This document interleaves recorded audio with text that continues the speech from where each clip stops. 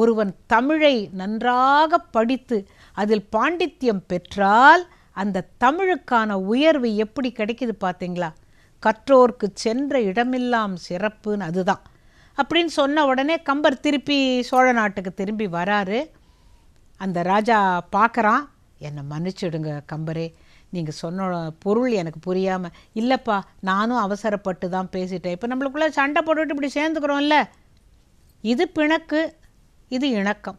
அவங்க 2 பேரும் ஒன்று சேர்ந்துக்கிட்டாங்க. அவர் பழையபடி அரச சபை புலவராகவே இருந்து கொண்டு பாடல்கள் இயற்றி சந்தோஷமாக இருந்துகிட்ருக்காங்க.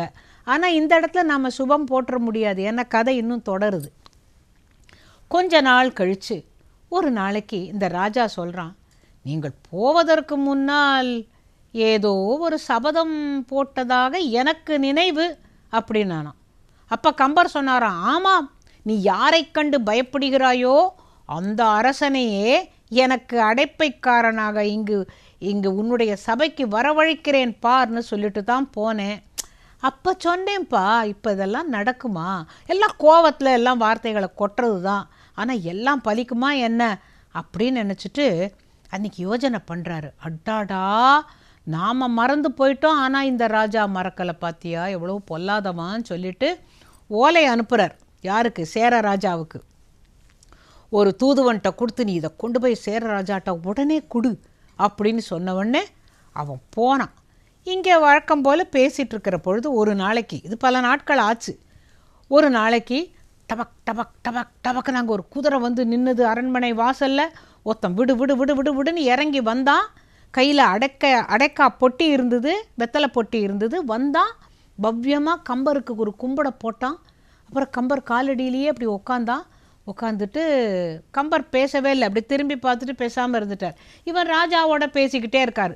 யாரோட? குலோத்துங்க சோழனுடைய பேசிகிட்டு இருக்கிறாரு. அவன் பெட்டியை திறந்தான், வெத்தலை பாக்கு எடுத்தான், மடித்தான், அவர்கிட்ட பவ்யமாக இப்படி கொடுக்குறான். இவர் இப்படியே வாங்கி இந்த விரல் இடுக்கில் வச்சுக்கிறாரு. திருப்பி ராஜா கிட்ட பேசுகிறாரு.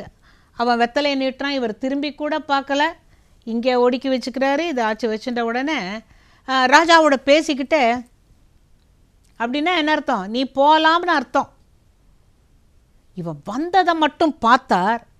அவருக்கு அப்படியே வயரெல்லாம் ரொம்ப அப்படியே குளிர்ந்து போச்சான். நம்ம சொன்ன ஒரு வார்த்தைக்கு இந்த பாரு, இந்த சேரராஜா வந்திருக்கான்னு அவர் தெரிஞ்சுக்கிட்டாரு. ஆனால் அவனை முகத்தை கொடுத்து பார்க்கல. எல்லா வெத்தலையும் மடித்ததெல்லாம் இந்த விரல் இடுக்கில் வச்சுக்கிட்டு நீ போகலாம் அப்படிங்கிறப்பல கையை காட்டின உடனே அவன் கம்பருக்கு கும்பிடு போட்டான், வெத்தலை பொட்டியை எடுத்துக்கிட்டான், நேராக போயிட்டான். வெளியில் போய் அந்த குதிரை போகிற சத்தம் கேட்கும்போது வாயில் காவலாளி ஓடி வரான்.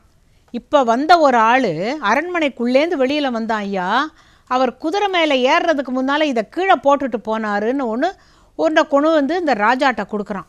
ராஜா அதை கையில் வாங்கி பார்க்குறான். சேர அரசனுடைய முத்திரை மோதிரம். அட கடவுளே, இப்போ வந்தது சேர மன்னனா அப்படின்னு கம்பர்கிட்ட கேட்ட பொழுது, ஆமாம், நான் சூளுரத்து விட்டு போனேன், நீ அன்னைக்கு கேலியா சொன்னியே, இப்போ வந்தது சேர மன்னன் தான்.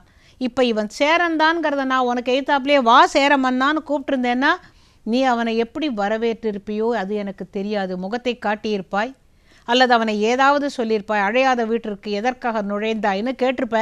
தெரியாது, ஒன்றை சொல்ல முடியாது. அவனை நான் காட்டி கொடுக்க விரும்பலை.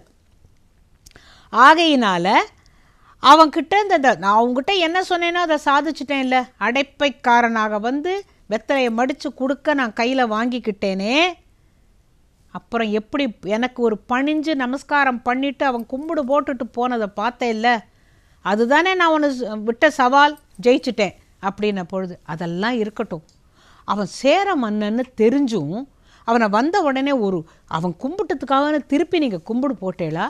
ஒன்றுமே இல்லாமல் அவன் கொடுக்குற இந்த வெத்தலை இதை வாங்கி வாயிலையானு போட்டுக்கிட்டீங்களா மரியாதைக்கு? எல்லாத்தையும் இங்கே அப்படியே இந்த விரல் இடுக்கில் வச்சுக்கிட்டு போன்னு சொன்னீங்களே, அது ஏன் அப்படின்னு கேட்குறான். அவனுக்கு ஒரு ராஜாவை ஒரு புலவன் அவமதிப்பதா அப்படின்னு அவனுக்குள்ள, நாளைக்கு நம்மளை கூட அவர் இப்படி தானே பண்ணுவார் அப்படின்னு நினச்சாராம்.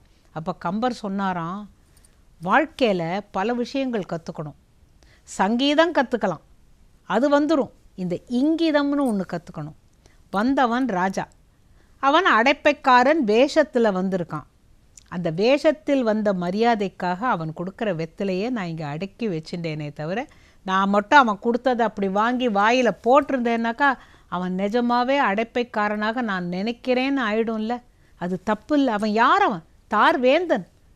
அவன் நான் சொன்ன ஒரு வார்த்தைக்கு, நான் அனுப்பிச்ச ஒரு ஓலைக்கு, அந்த அன்புக்கு கட்டுப்பட்டு அவன் அடைப்பைக்காரனாக வந்த அந்த அன்பை நினச்சி நான் உருகிறேன். நீ உனக்கும் என்கிட்ட அன்பு இருக்குது, ஆனாலும் அதை பார்க்கின்ற பொழுது உம்முடைய அன்பு சற்று குறைவுதானேன்ன பொழுது இந்த குலோத்துங்கன் சொன்னான், ஆமாம் உண்மை, நான் அந்த மாதிரி செஞ்சிருப்பேனான்னு தெரியாது. அவன் கொடுத்து கூட நீங்கள் கண்டுக்காமல் அப்படி கையை காட்டினது, அவன் நிஜமாவே அடப்பக்காரன் தான் நான் நினச்சேனே தவிர அவன் சேரன்னு நினைக்கல. அவனுடைய அந்த முத்திரை மோதிரத்தை பார்க்கின்ற வரைக்கும் அவனை நான் அடைப்பைக்காரனாகவே நினைத்தேன். அப்பேற்பட்ட சேர ராஜா உங்களுடைய அன்புக்கு கட்டுப்பட்டார்னா இது கலைவாணியினுடைய அருள் தானே நானாம். அப்போ தான் கம்பர் சொன்னாராம், தமிழ் படித்தவன் யாராக இருந்தாலும் உண்மையாக தமிழ் படித்தால், உள்ளன்போடு தமிழ் படித்தால், தமிழ் வளர வேண்டும் என்று தமிழ் படித்தால் அவனுக்கு வாணி என்றென்றும் கை கொடுப்பாள், கூடவே நிற்பாள். அவன் என்ன நினைக்கிறானோ அத்தனையும் நடக்கும். இதுக்காகவாவது நாம் எல்லாரும் தமிழ் படிக்கணும் இல்லை?